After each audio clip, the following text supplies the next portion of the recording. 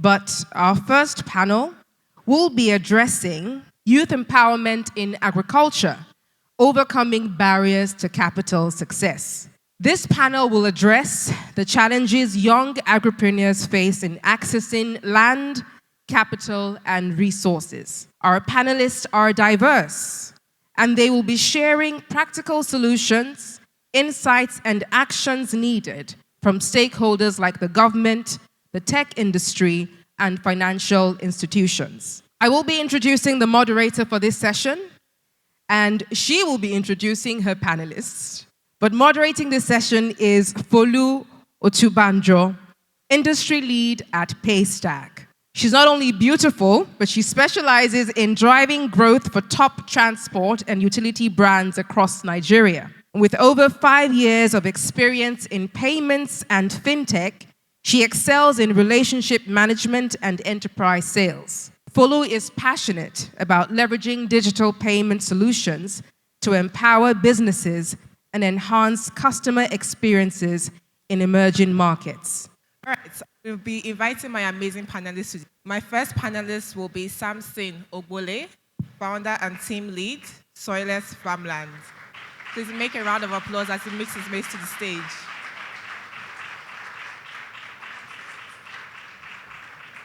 My second panelist will be Oye Talabi, Director, Product and Solutions, MasterCard.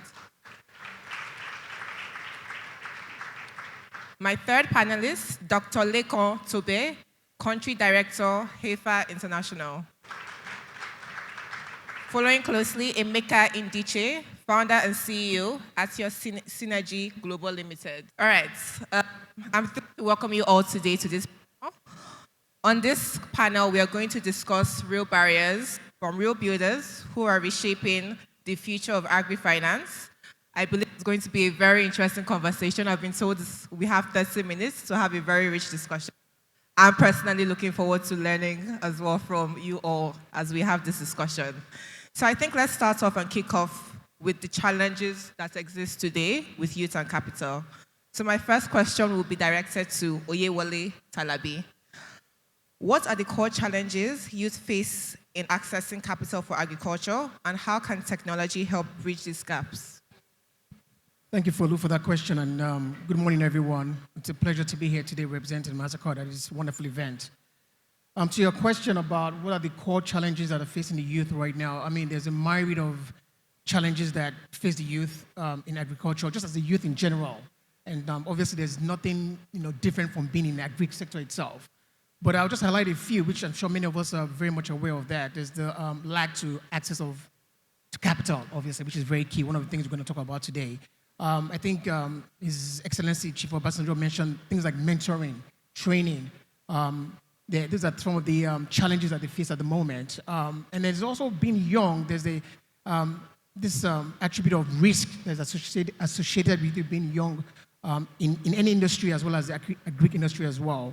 But one good thing is, one thing we're doing at MasterCard is technology can play a very strong role to overcome a lot of these challenges, right? For example, at MasterCard, what we do is we have a platform called Farm Pass. And it's a platform and an app that brings young entrepreneurs to a larger audience, such as their buyers, input sellers as well, those that supply equipment, seeds, fertilizers to the industry of that nature. And as obviously being MasterCard is the part of finances as well. So we can bring financial institutions as well into the market to help the youth overcome a lot of these challenges as well, right? So those are some of the things that we're doing to help overcome those barriers and challenges that the youth are facing in the agri industry. Thank you. Thank you so much, Oyewole. So training, mentoring, and being young are the challenges that exist today. Thank you so much. My next question I will direct to Emeka Indiche. You started exporting really early, right? How did you balance financing, logistics, certification, and trust building in those really early days? All right, thanks for that question as well. I think as the theme of the event is speaking about youth, yes, we started early. I started when I was 22, and one of the biggest challenges was what the fellow panelists mentioned. There's risk or perceived risk associated with young people. But what I always say is, for you to be able to convince, whether it be investors, stakeholders, you must know the business. So the first thing that we prioritized was being hands-on, learning the business, understanding the ins and outs of the business, so that if we go to a financier, an investor, a partner, when we speak, we actually know what we're saying. And I think that's one of the best ways to actually get anybody who you want to work with on your side. So when it comes to the biggest challenge, I think, is capacity building, understanding, learning the business, and then from there you can ultimately explore all the possibilities. Because the biggest issues with, let's say, banks and financing is they're always afraid of the return on the capital they give. So if you're not clear and your company doesn't have the right structures around the business you're doing, you can't also blame some, factors on them. So that I would say that's the biggest thing that we did, was prioritize understanding the business, being hands-on, and ultimately showing that we understood the business. And when there are challenges, of course, being integrity-based, being clear, being transparent, and yeah, that's that. Thank you so much, Erica. So in other words, age is not a barrier. Being young is not a barrier. You really need to understand your products and communicate that really clearly to be able to get people to believe in the vision. Which leads me very nicely on to my next question. I will direct to Samson Ogbole. We've just heard knowing your products and communicating. In what ways would you say storytelling and visibility can be used to leverage or attract grants or investments? All right, thank you. Good morning, everyone. I'm Fama Samson. So storytelling tells a lot. It does a lot. For example, without the right story, I would not be where I am today. Because if you call a young person and say, go do agriculture, their first response is, no way, God forbid. The only reason you never had to advertise entertainment to young people, you never had to advertise banking and all of that to young people, was because there was the right story being told.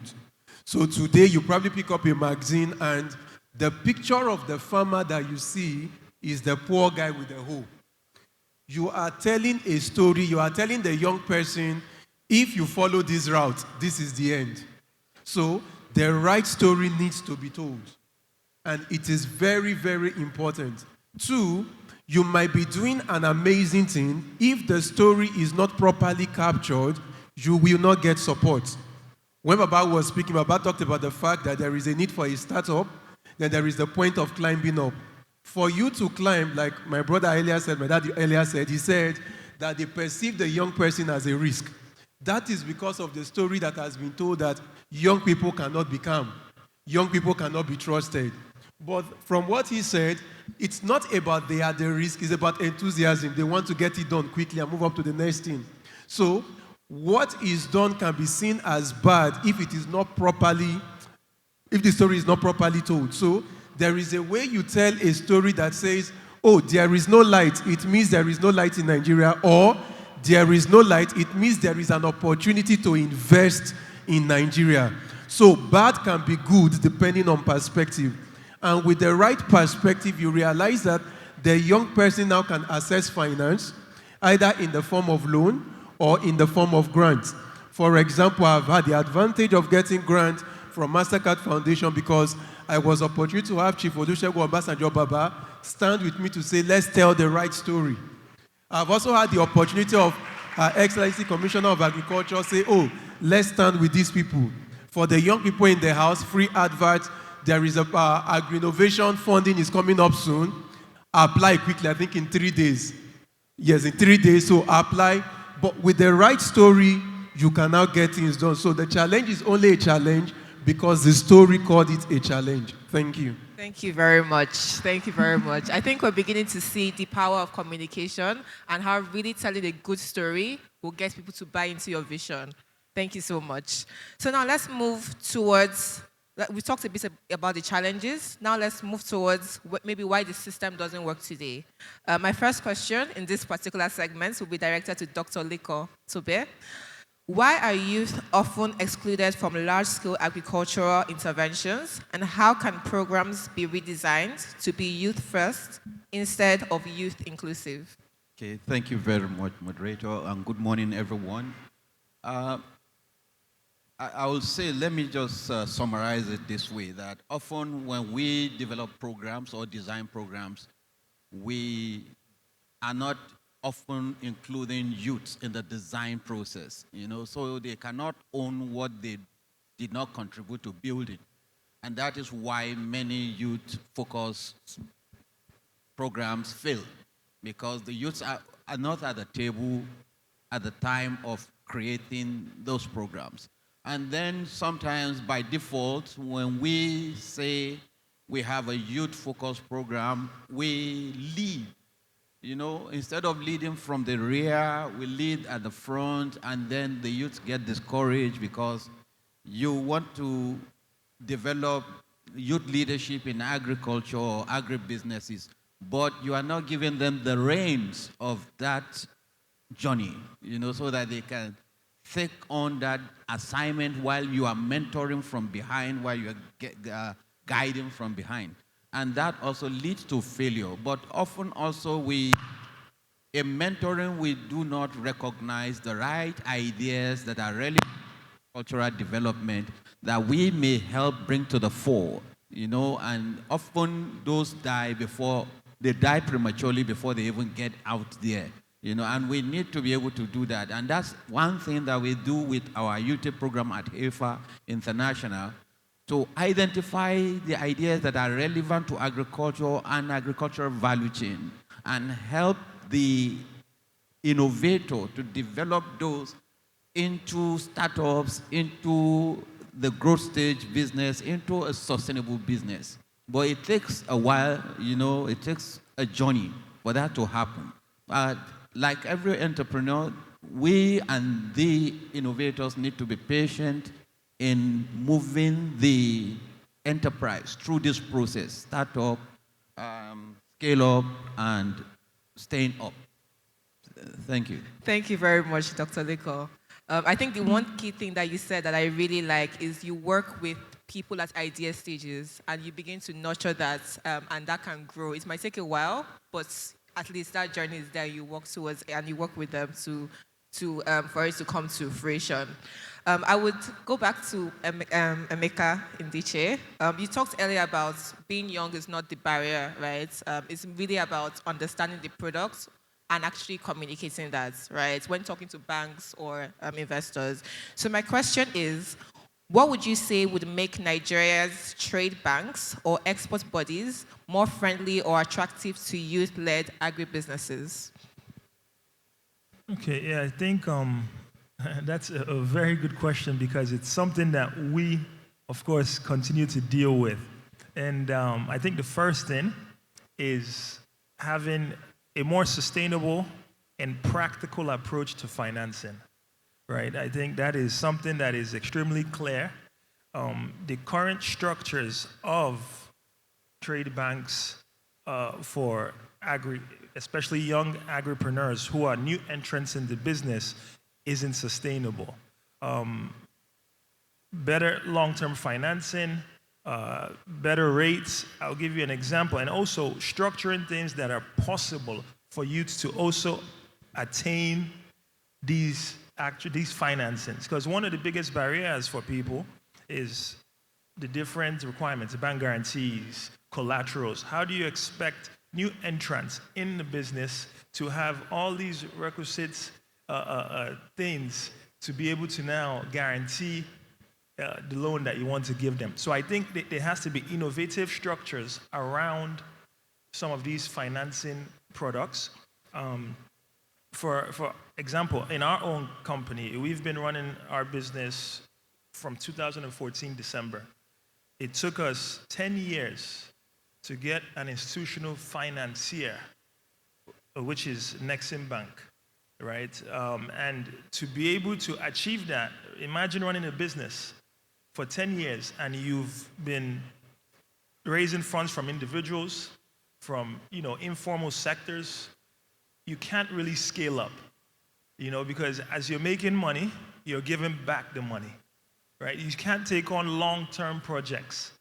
So there needs to be, I think, an innovative, interesting way, and credit to the current institutional financiers that we're working with, the likes of Nexim and the commercial bank like Union, who helped us unlock that financing. You know, we were asked to bring a bank guarantee in the amount of the loan we're getting. How do we do that? You know, how do we do that? So we had to think of, from the commercial bank side, an interesting, innovative way to solve that, which is giving some kind of equity contribution to show that you have skin in the game. That's understood and understandable. Of course, proof that you've done business. And then we had to get the likes of, NISAL to guarantee the risk. And then ultimately, this came from, I always say this, a knowledgeable banker that understood how to actually get a young entrepreneur in a position to get this, what we call Herculean task of some of these development financing opportunities. So from that understanding, telling us this is what you can do, this is how to kind of structure it, have this agency that can de-risk it, contribute here, and then you don't have to put that whole capital or that whole guarantee, which you probably would not be able to do. So I think that's one of the biggest things from trade banks. Now, from supporting institutions, the export houses and the rest, capacity building, that is extremely big. You can't do a business without knowledge. I always say that. And I think young entrepreneurs have to prioritize understanding and learning the business. Agribusiness, as much as storytelling, as you mentioned, is important, we also have to know that it's not initially an easy grind. Right? It's not maybe a beautiful business initially, but it's a rewarding business. It's impactful. You're working with rural communities. You're working with people that you can empower, youth, women. So when you have that understanding, and of course, if you start exporting, that's now foreign currency earnings for yourself and the country. Right? So when you have an understanding of there's a need for the strong foundation, then you can actually operate in that manner. I mean, for our business model, we make sure that we are where we operate. We're not, we're not far from what we do. When it comes to procurement, logistics, we understand it. Even if we're outsourcing some of the work, we understand what we're doing. And capacity building, you can't come in as a young person and think it's, I'm just going to do, fast work. No, you must learn the business. Probably get a mentor. That's where now the export houses come in, the NEPCs, the other supporting members. And also, I always say, attach to an exporter, practicing exporter. Add value to the person and see how they can also impact value onto you, because that's what has helped us as well. So yeah, that's my feedback on that. Thank you so much, Eric. I really like that you used practical examples. You said 10 years. 10 years is a really long time. But thank you so much for those practical examples. So we'll move towards now talking about partnerships and the role of governments and policies and things that can be used to, unlock further opportunities. And I'll come back to you, Oyewole Tadabi. So my question is, what role do partnerships play in unlocking capital for youth in agriculture, and how is MasterCard engaging with key stakeholders today? Thanks again for that question. Before I actually answer that question, I think it's worth taking a step or two back on the issue of storytelling. And I say that because I think we need to give kudos to the conveners of this summit here, the Agriconnect Summit, because they're telling a different story behind what agriculture is to the youth, right? So I think we just need to take a second to give kudos to the conveners and doing a great job for doing that. Thank you very much. So back to your question about partnership and unlocking capital for youth in the agri sector. There's lots of opportunities in that area as well. For we at MasterCard, I mentioned earlier that we have an app called the Farm Pass. And on that app, we bring in all stakeholders within the agri sector. Literally at the palms of the youth that registers on our app, right? Just like we have in this room right now, we have people that from the finance industry, bankers are here. So we have people like that on our platform as well, financial institution that can offer lending and financial services to the youth. Because one thing that was mentioned here is as a youth, you're young, you don't have history, there's risk assessed to you, a larger degree of risk assessed to you as well. So on that platform, you build a digital footprint that you can use as some form of, when you go to a lender, it's almost like an alternative to credit scoring, right? So whenever you have a trade on that platform, it creates a digital footprint for you. And then you can see your record over time, whether 6 months, a year, 2 years. And so when we have people like financial institutions on our platforms as well, you can take that and say, hey, look over the last few years, this is what I've done, this is how much income I've generated, this is how much farm produce I've generated over the number of years, right? So that's one partnership that can be obtained from our platform. We have suppliers as well, seed suppliers, equipment suppliers, fertilizer suppliers. They're all on that same platform. Like I mentioned to you, we're more like an aggregator. So when you come there, you have all these different stakeholders within the value chain that you can tap into to build whatever business you are doing in the agri sector as a young entrepreneur in that business as well. And then we have also things like government agencies as well, which is very critical as well. We know that just about any sector, whether you're in agri sector or you're in the finance sector or you're in the education sector or healthcare, there's a level of policies that government pushes out to drive those type of to drive that industry itself. So we play a role in that, in just working with policymakers as well to ensure that the youth are not overlooked and they're putting up policies out there that will encourage and empower the youth as well. So we are more like a neutral, trusted technology partner more than anything else. We just try to provide a safe and secure environment to allow the youth to connect to the larger market as well. And so that's what we do. Thank you.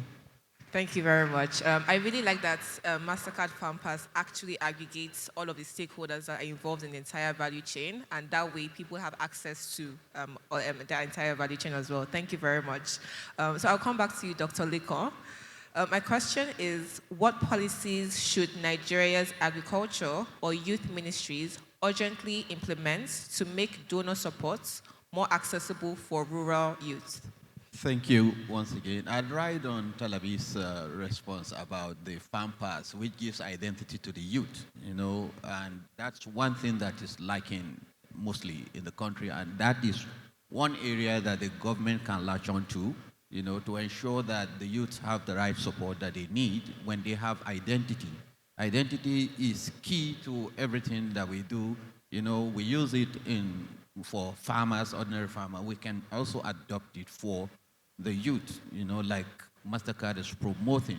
And that will help the government to develop the right policies and programs. For example, we have the NPAS that ensures that youths have the experience that they need by sending them to the private sector. So this also turns back, speaks to the partnership that you're talking about, that the public, the private, and the social sector need to work together, and then, of course, key into different opportunities that present for youth development in the country.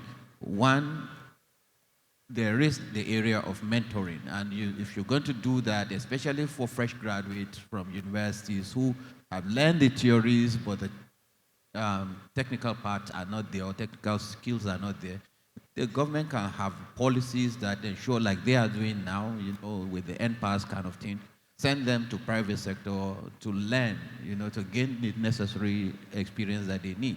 But that should ride on the fact that all of this youth also need identity.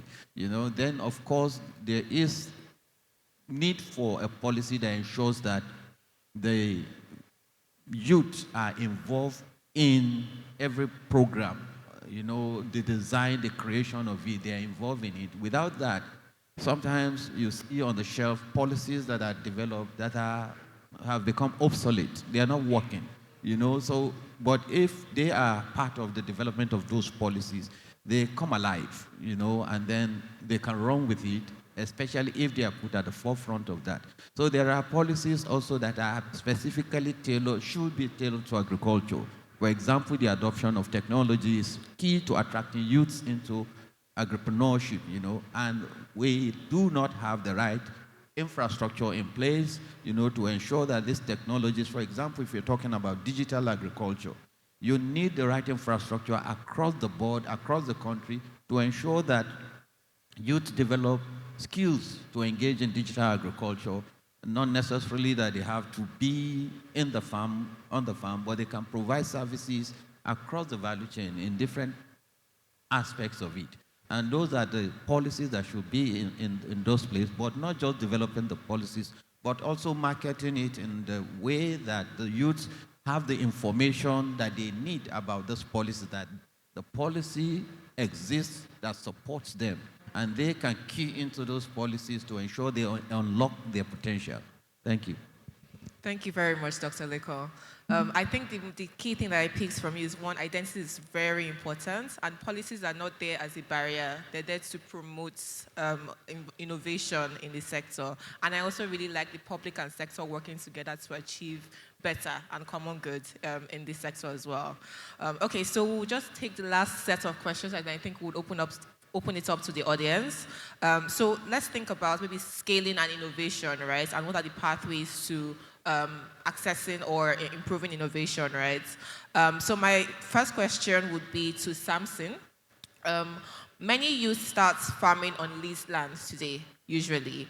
How can they turn temporary gains into bankable assets? All right, thank you very much. How do they turn temporary lease to bankable assets?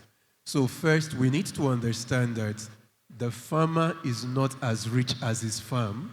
He is as rich as his market. It is the market that drives the wealth of the farmers. Now, what that essentially means, and we use Lagos State as an example. Lagos has the market hubs that were created. And what Lagos was able to do was to create something I like to call a price floor. Now, a price floor means that when you bring your product to that place, this is the minimum that thing can be sold. And for a farmer, especially when you are leasing a land, you want to know, before I put a seed in the ground, how much am I going to get out of this? Now, for that to make sense, majority of the farmers today in Nigeria, especially the young farmers, they are in gambling, not in business. Now, why do I say they are in gambling? They do not determine the price of their inputs. When it is time to sell, they also do not determine the price of their output. It means that everything they do is just about hopefully, wishfully, this thing may work out for us. So for them to be able to convert that leased land to a bankable asset where they start having assets and all, first they need to have a guaranteed market. They need to have an idea of this is what the price of my output would become over time. Number two, taking from what he had said earlier, they need to understand the finance of agriculture. Because the act of planting and harvesting well makes you a good agronomist, not a good businessman. You need to now learn the business of agriculture so that beyond planting and harvest, do you understand the economics of what you are doing? Do you understand how money works? That is another thing they need to learn in their process of development. Then, when they have understood that, they need to understand what I like to call the X factor. So to explain that for the non-farmers, I will use, let me use tomatoes as an example. If I am doing tomatoes, I will buy my seed, do my nursery, do my land preparation, plant, get my fertilizers, do the whole pest management and harvest, right?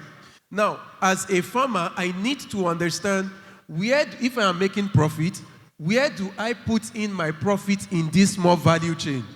Maybe what is most profitable for me as a farmer is to focus on seedlings and look for other people to focus on the real production and every other thing.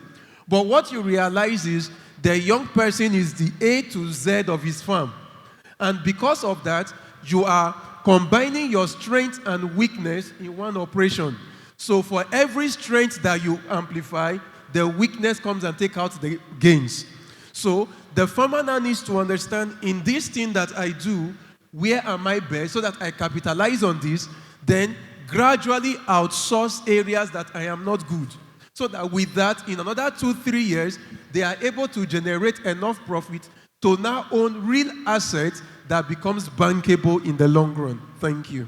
Thank you so much. I think the key thing is beyond being a farmer, you have to be an entrepreneur. Right, so you have to understand the economics, understand the numbers to be able to turn it into a bankable asset. Thank you very much. Okay, my next question would be to Dr. Leko. You've worked with grants recipients who have actually scaled. What are 3 critical success factors you've seen in grant recipients who actually have scaled their businesses? He just said something. He said they have to be agripreneur or entrepreneurs. That's the first thing. For an entrepreneur or somebody in business to be successful, you have to have the entrepreneurial spirit or mindset. You know, that is the first thing. And then there necessarily need to be a blend of technical and business skill. They need that. Earlier on, the former president, His Excellency Obasanjo, was talking about training, the right capacity. Those are the things. You need the skill, both for the technical, and if you as the founder or the innovator do not have both of these, you can have those skills within your team. It is very necessary that you have that. You have to have strategic planning mindset. You have to just have that, you know, the ability to plan and do the right thing. And then, of course, technology is very necessary. And those are the things that we see in the people that are, or the innovators that are successful. They adopt technology or even start with technology. They have the right ideas in place, you know, and then they use technology to solve the problem, you know. Those are some of the things that works for them. But of course, it's also important, and that's what we see in these very successful ones. The network is very important to them, and they also market their products aggressively.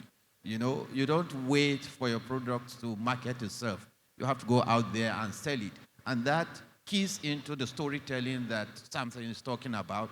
You have to package your story. What is the story that you need to say out there so that people, investors can come and support you? But essentially also is the access to innovative finance part of it.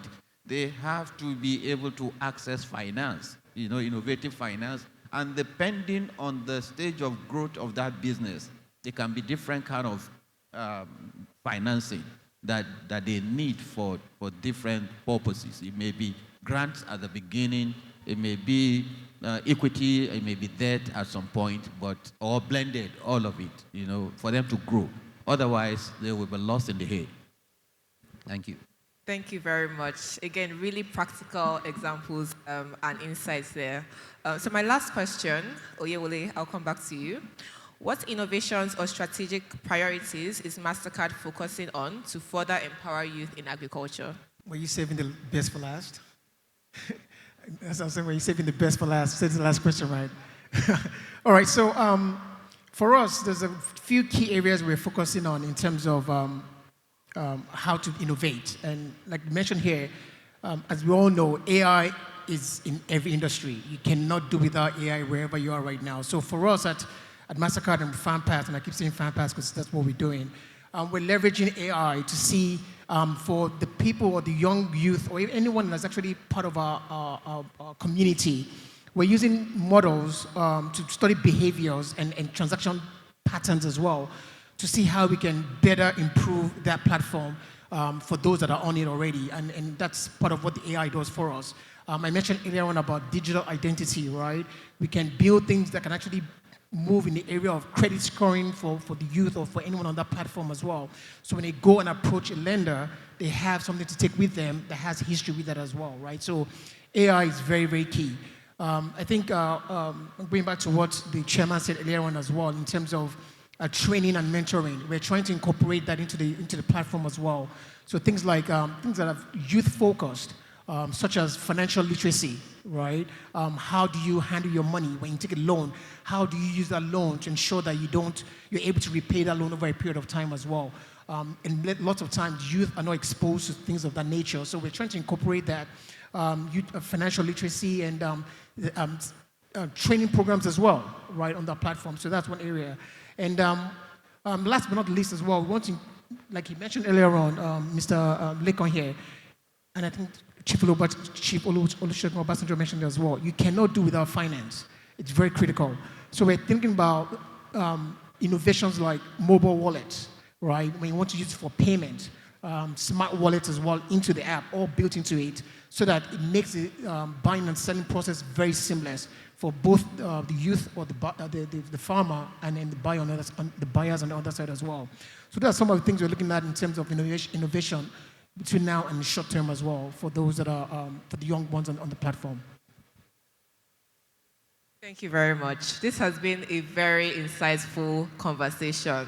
I think to round up, the first thing that for me I've picked is beyond being a farmer, you have to be an entrepreneur.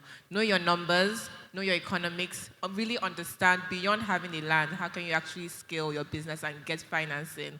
And then to financing, it's not about being young, right? It's about actually understanding your vision, your products, and actually communicating that and telling a very good story that people can buy into and give you their hard-earned cash and their hard-earned money, right? And then we've also talked about certain solutions like MasterCard Farm Pass, who's actually aggregating all of the stakeholders and different people across the value chain and also giving that to youth as well. Thank you so much. This has been a very insightful conversation. I think we have 5 minutes for questions. So I think we can take about 2 questions. If you can just signify by raising your hand. And when you come up, say your name, who your question is directed to, and then your question. So I'll throw this to the audience. Are there any questions for our lovely panelists on stage? Okay, we have a question there. And another one there. All right. Good morning, everyone. Thank you so much for the presentation, for your thoughts. Sorry, we can't hear you on stage. Can you speak a bit louder, please? Okay, thank you. Yes. Good morning once again, everyone. My name is Oluwafemi Bakare, and I would like to say that, yes, the panelists have done justice to the aspect of capital access. I would like to ask, it's directed to anyone, actually, if you can give like specific strategies as to how the new generation can overcome like hurdles with respect to maybe legal challenges or cultural challenges with respect to the access to land, basically. Thank you. Does anyone want to take that? It's related. Okay, I think I can attempt. That is, if I hope that I understand your question around cultural and legal hurdles that the new generation face, or a new generation agripreneurs face, and how they can overcome that in the context of access to finance. And I would say, yes, there is that, but if you listen, you'll see that many of the solutions that are provided here actually address that, but culturally, maybe tied to collateral to access finance. That's speaking to land tenure for us. I think what can be done there, I don't know directly, but you need to build up from somewhere to get to somewhere and then start small, because you cannot at the beginning start. We do not encourage startups to go straight to debt financing at the beginning. So what you need is more of grants and maybe some kind of equity at the beginning that can take you to a stage where you can now scale up. And after scale up, you can now start to go to the bank, and ask. But if you package your products right and you have gathered some traction in it, it becomes easy to speak to financing institutions and get the right response, that you may need. It may not meet all of your need, But again, by default, most of the programs are focusing on, they are not well defined who the access to innovative finance are targeting. So they fell short of satisfying the need of the startups. Many of them are targeted at just agripreneurs, and it's not defining at what stage of growth they are in. That we need to also pay attention to. But I will say that for me, my counsel will be that you start small and grow. You want to add to that? If I can just add to that, I think you made a very good point about starting small and going from that. But also, if you can add one or two things to that as well, is take advantage of sessions like this, events like this. There are lots of people you can connect with in events like this, from farmers themselves to people within the financial industry as well. So when you leverage that and start building connections, start networking, right? You can start, for example, you can find, I know there's heads of, I think, FCMB or Union Bank that's here in the agri sector. Network with them, ask them, what do I need to build credit? What are you looking for if I come to you asking for loan? What would you be looking for? So they can start giving information that you can start banking right now and start building upon that. In terms of starting small, there are people that own farms here as well. Talk to them, learn from them. You can even go do things like internships or, free service to them and just work for 3 months, 6 months, knowing that you might be offering you might be in there for free, but you're learning. And so really, it's not really free because you're probably gaining more than they're gaining as well. So just to add to that is just leverage the wealth of knowledge that's in rooms like this or sessions like this and use that to your advantage. Yes. Just to add to that, on an anecdotal point, everything panelists said are right on point. But I think there are informal ways to get financing before you get to the institutional people. But if you cannot show that you understand the business, it's difficult. So yes, I think maybe meeting people here, seeing how you can add value to their business, learning from the business, and then from there looking for informal financing, friends, family, executing on a small scale, showing your traction, and then ultimately building that reputation that you can use to go to institutions. And just to add another little aspect of, as we'll call it, inspiration, our company likes to talk about how we've been able to unlock financing, advanced financing from European clients. Of course, we know the reputation of the country and how difficult it is to get financing in, let alone outside. But again, it's that determination, showing that you can actually do the work and then ultimately performing allows you to unlock those financing. Okay. Thank you very much. There was another question. Yes, there's someone there. Can we please keep the question very brief as well, please? Because we've run out of conversation, and we do need to move to the next panel. So as possible, please. Any other questions? I think you can. We've got a tea break or break, and you can engage any of the speakers that have spoken here on stage. All protocols duly observed. My name is Emeka Christian. I represent FarmWorth Africa Services Solutions. So my question is directed to Dr. Lekan Tobe, the head of AFA Nigeria. So, sir, you spoke on youth inclusion in policy formulation in agriculture, and the topic for today says tactics, strategies, and tactics. And I want to ask specifically, what's the tactics? Because I didn't hear anything around, women inclusion in agriculture, because I, for one, I'm a product of a woman in agriculture. My mom inspired my love for agriculture since I was 8 years old. And over time, I've seen what women can do in agriculture, going by the example of Honorable Abisola in Lagos State, who is doing a lot in agriculture as a woman in agriculture. So I didn't hear in specific terms what the tactics are in mobilizing women in agriculture. That's my question. So how can that be achieved? Thank you. Well, I want to believe that when we say youth, by default, it includes everybody. Yes. Women are naturally included in that because they are also youthful women, like the Honorable Commissioner that you mentioned. So, well, it's going to be the same single tactics that will be employed. The single word there is youth. And of course, like you said, we also, at HEFA, we prioritize working with women, helping to empower them in agriculture. So it's not just youth, but of course we have what we call youth, focus, and then we have women-focused programming, like our Empower Her program. We have several other ones that are targeted at women. So that is program-wise. Policy-wise also, I'm sure that the government has a lot of programming policies that are targeted especially at women in agriculture. Thank you. Thank you so much. A final round of applause for our amazing panelists. Thank you so much.